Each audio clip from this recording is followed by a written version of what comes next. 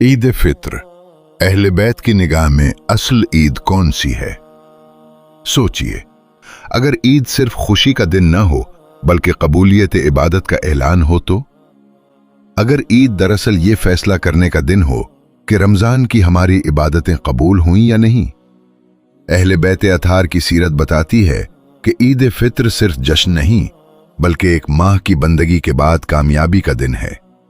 अमीरुल मोमिनीन हजरत अली अलैहिस्सलाम फरमाया करते थे, ये वो दिन है जिसमें नेक लोगों को अज्र दिया जाता है और बदकार खसारे में रहते हैं, और ये दिन कयामत के दिन से सबसे ज्यादा मुशाबे है।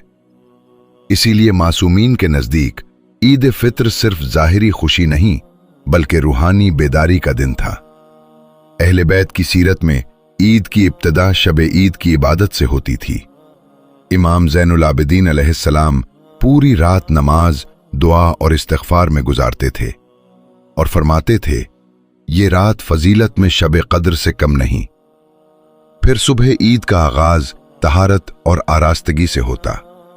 रसूल खुदा हजरत मोहम्मद मुस्तफ़ा सल्लल्लाहु अलैहि वालैहि वसल्लम नमाज ईद के लिए जाने से पहले गुस्ल फरमाते, खुशबू लगाते और बेहतरीन लिबास पहनते थे।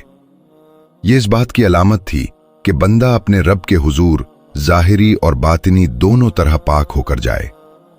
जब रसूल खुदा सल्लल्लाहु अलैहि वसल्लम घर से निकलते तो रास्ते भर तकबीर की सदाएं बुलंद करते, अल्लाहु अकबर, अल्लाहु अकबर, ला इलाहा इल्लल्लाह वल्लाहु अकबर, अल्लाहु अकबर वलिल्लाहिल हम्द, ताकि हर कदम पर यह ऐलान हो कि असल अजमत सिर्फ अल्लाह के लिए है।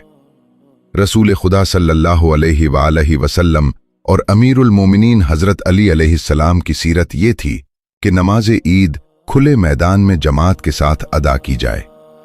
ये सिर्फ इबादत नहीं बल्कि उम्मत की वहदत का मजहर था। ईद की सबसे अहम सुन्नतों में से एक ज़कात फित्रा है। इमाम ज़ैनुल आबिदीन अलैहिस्सलाम नमाज ईद से पहले फित्रा अदा करते थे और ताकीद फरमाते थे कि ईद के दिन कोई मोहताज भूखा न रहे। अहले बैत की सीरत में ईद के दिन मोहब्बत और सिला रहमी भी शामिल था। हजरत इमाम अली रजा अलैहिस्सलाम ईद के दिन अपने असहाब को बुलाते, उनकी मेहमान नवाजी करते और उन्हें तहाइफ अता फरमाते थे।